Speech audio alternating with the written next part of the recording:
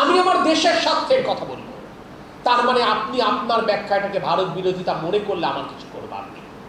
ভারতের তো আমি কোনো অপরাধ দেখি না, ভারত সরকারের তো আমি কোনো অপরাধ দেখি না। ভারত সরকারের দায়িত্বই তো হচ্ছে ভারতের জনগণের স্বার্থ সংরক্ষণ করা। হ্যাঁ, আমি বললাম যে বিহার কিংবা পশ্চিমবঙ্গের জনগণ কষ্ট পাচ্ছে, কিন্তু তারা দেখেছে যে বিহার এবং পশ্চিমবঙ্গের যে পরিমাণ জনগোষ্ঠী কষ্ট পাচ্ছে তার থেকে অনেক বেশি জনগোষ্ঠী এই ফারাক্কা ব্যারাজের সুফল ভোগ করছে, এটি তাদের কাছে অগ্রগণ্য। তো ভারত তার দেশের স্বার্থ দেখবে, ভারতের সরকার সেই দেশের স্বার্থ দেখবে তার, এটি তো স্বাভাবিক, এটি তো দেশপ্রেমের চূড়ান্ত রূপ। প্রশ্ন হচ্ছে আমার দেশের সরকার আমার দেশের জনগণের স্বার্থ দেখে কিনা। আমার দেশের সরকার যদি আমার দেশের জনগণের স্বার্থ দেখত তাহলে তো কোনো সমস্যা থাকতো না। আমার দেশের সরকার আমার দেশের জনগণের স্বার্থ দেখে না বলেই তো সমস্যা। আজকে আমরা প্রতিনিয়ত আমরা দেখি ভারতের সরকারের কর্তা ব্যক্তিরাও বলেন, বাংলাদেশি সরকারের কর্তা ব্যক্তিরাও বলেন যে এই রকম সম্পর্ক, দুটো প্রতিবেশী রাষ্ট্রের সম্পর্ক, এটা সারা বিশ্ববাসীর জন্য একটি নজির। কত সুপ্রতিবেশী সুলভ আচরণ করতে পারে পরস্পরের প্রতি, এটি নাকি উদাহরণ। এই সম্পর্ক কখনো ভাই বোনের সম্পর্ক, কখনো সেই সম্পর্ক স্বামী স্ত্রীর সম্পর্ক রূপান্তরিত হয়েছে। আমাকে দেখান তো ভারত বাংলাদেশ সীমান্ত ব্যতীত প্রতি মাসে গড়ে 20 জন সীমান্তরক্ষীর গুলিতে জীবন দেয়। আর কোন সীমান্তটি রয়েছে? আমরা প্রতিনিয়ত আমরা পড়ি না, আমরা পড়ি তো যে পাকিস্তান এবং ভারতের সীমান্তে উত্তেজনা বিরাজ করে।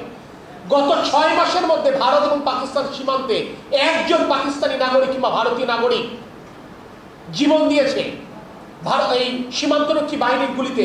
এরকম একটি তথ্য উপস্থাপন করেন তো।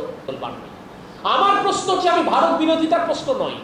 আজকে যদি মার্কিন যুক্তরাষ্ট্রের কোনো সিদ্ধান্ত বাংলাদেশের স্বার্থের প্রতিকূলে থাকে আমরা অবশ্যই তারও প্রতিবাদ করব।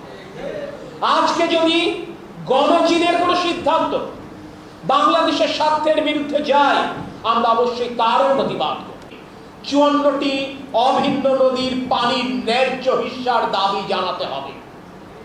প্রতিনিয়ত আমাদের সীমান্তে হত্যাকাণ্ড বন্ধের দাবি জানাতে হবে। এবং এই দাবি জানানোর মানে এটি নয় যে মুক্তিযুদ্ধে তারা আমাদেরকে সহায়তা করেছিল আমরা সেইটিকে স্বীকার করছি না। আমার প্রশ্ন হচ্ছে, আর কি করলে বাংলাদেশিদের এই ঋণ শোধ হবে? মুক্তিযুদ্ধে বাংলাদেশিদেরকে আপনারা সহায়তা করেছেন, সেই কারণে প্রতি বছর লক্ষ কোটি টাকার বাণিজ্য আপনারা এখানে করছেন।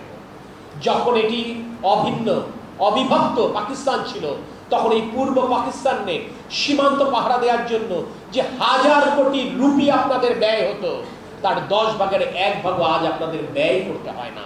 এত বৃহৎ বাজার আপনাদের নেই। আজকে আপনারা প্রবাসী শ্রমিকদের কাছ থেকে যে রেমিটেন্স আয় করে ভারত, তার সারা বিশ্বে যত এত বড় ভারতবর্ষ, এত কোটি কোটি তাদের শ্রমিক কর্মকর্তারা বাইরে কাজ করে, অথচ বাংলাদেশ থেকে তারা তৃতীয় রেমিটেন্স তারা আয় করে। তো বাংলাদেশিদেরকে আর কি করলে ঋণ আমরা শোধ করতে পারবো আমার জানা নেই। আমরা কেন রাজনীতি করি? আমরা কি রাজনীতি করি? আমার ছাত্র দলের ছেলেরা কি রাজনীতি করে? ছাত্র লীগের মতো ক্ষমতায় থাকাকালীন সময়ে ক্যাম্পাস দখল করে অস্ত্র এবং মাদকের ব্যবসা করবে আর ছাত্রী বোনদেরকে লাঞ্ছিত করবে সেই কারণে? আমার যুব দলের ভাইরা কি রাজনীতি করে এই কারণে যে ক্ষমতায় এসে যুবলীগের মতো টেন্ডারবাজি করবে সেই কারণে? আমার বিএনপির নেতা কর্মীরা কি রাজনীতি করে এই কারণে আওয়ামী লীগের মতো বাংলাদেশ খেয়ে ফেলবার জন্য? নিশ্চয়ই নয়। আমরা রাজনীতি করি মানুষের জীবন মান উন্নয়নে কার্যকর ভূমিকা পালন করবার জন্য।